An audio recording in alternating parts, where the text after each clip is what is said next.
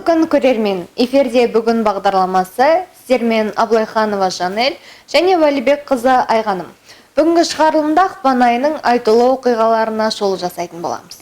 Тіл әлемдегі ұлттық құндылықты сақтайтын ең маңызды құрал. Сондықтан 2000 жылдың 21 ақпаннан бастап әлемде халықаралық ана тілі күні тойланады.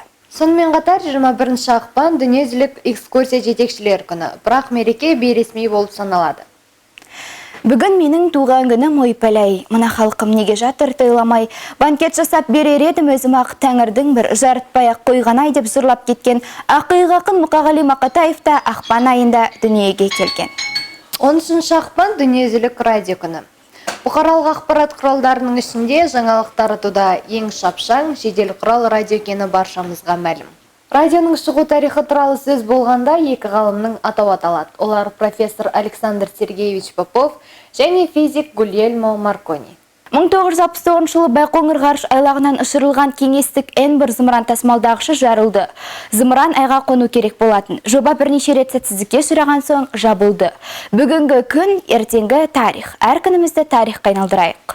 Кездескенше күн жақсы көрермен.